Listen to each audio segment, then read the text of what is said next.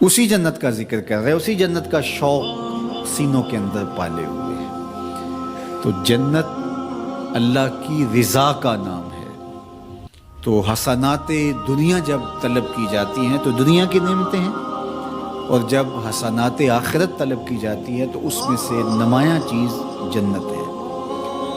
اور جنت اہل ایمان کا ٹھکانہ ہے، اور اتنی عالی مرتبت جگہ ہے، نہ کسی آنکھ نے ایسی جگہ دیکھی، نہ کسی خیال نے ایسا کوئی نقشہ سوچا، نہ تصور میں کوئی منظر لایا جا سکتا ہے جو اللہ جنت میں نصیب فرمائے گا۔ جنت ایسا ماحول تمہیں فراہم کرے گی کہ وہاں لا یسمعون فیہا لغوا ولا تاثیما، وہاں نہ اسم گناہ کی بات آپ کو سننے کو ملے گی اور نہ ہی کوئی لغو بات آپ کو سننے کو ملے گی۔ اللہ اکبر! وہ چیزیں جو آپ سننا چاہیں گے آپ کے کانوں تک وہی چیزیں پہنچیں گی۔ تو کیسا منظر ہو کہ آپ کی طبیعت پر جو شاق بنے، آپ کی طبع نازک پر جو گراں ہو، وہ چیز آپ کو سننے کو بھی نہیں ملے گی۔ موت ختم ہو گئی، موت کو بھی موت آ گئی، اب ابدی زندگی ہے، اور جنتی خوش ہو جائیں گے۔ اللہ تعالیٰ انہیں فرمائے گا کہ جنتیوں راضی ہو؟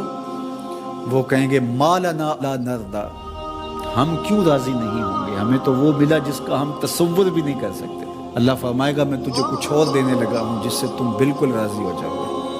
تو وہ کہیں گے مالک تیری مرضی، ہماری جھولی طلب کی پھیلی ہے، ورنہ کوئی شے رہ تو نہیں گی جو ہمیں ملی نہ ہو۔ تو اللہ تعالیٰ فرمائے گا وہ شے یہ ہے کہ میں اعلان کر کے تمہیں بتاتا ہوں کہ میں تمہارے اوپر راضی ہو گیا ہوں، اب کبھی بھی ناراض نہیں ہوں گا۔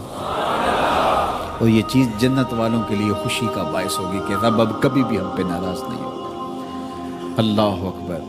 تو جب ہم کہتے ہیں اللہ ہمیں آخرت کی حسنات عطا کر دے تو اس سے مراد قرآن نے جنت مانگنے کی ترغیب دی ہے، احادیث میں جنت طلب کرنے کی ترغیب موجود ہے، جنت کی تحریص دلائی گئی ہے۔ قرآن مجید کے ورق ورق پہ جنت کے تذکرے پھیلے ہیں، جنت میں بہتی ہوئی نہروں کی کہانیاں بیان کی گئی، مائے معین، کوثر، سلسبیل اور جنت کی دوسری نہروں کا ذکر کیا گیا ہے۔ اس کے باغ اور باغوں کے گھنے سائے، درختوں کے لٹکتے ہوئے خوشے اور مزیدار پھلوں کا ذکر، حور و قصور کی کہانیاں، جنت کا خوبصورت نورانی ماحول جنت کے نقش قرآن نے بیان فرمائے ہیں۔ ورق ورق پہ جنت کی کہانیاں بیان فرمائی گئی ہیں۔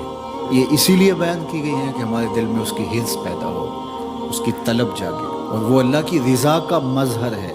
جنت مانگنا اللہ کی رضا مانگنا ہے۔ شریعت اسلامیہ میں جنت کی ترغیب دی گئی ہے، لیکن ہمارے بعض نعت خواں جنت کی اس طرح سے بات کرتے ہیں جس طرح کہ انہیں جنت کی چاہت ہی نہ ہو، بلکہ بعض جاہل شعراء کے شعروں میں جنت کا مذاق اڑایا گیا، جبکہ اللہ نے جنت کو اہل ایمان کے لیے تیار کیا اور جنت کی کہانیاں بیان فرمائیں۔ اللہ کے محبوب علیہ السلام نے صحابہ میں بیٹھ کے جنت کی ترغیب اور تحریص دلائی، جنت کا شوق پیدا صحابہ کے دلوں میں کیا۔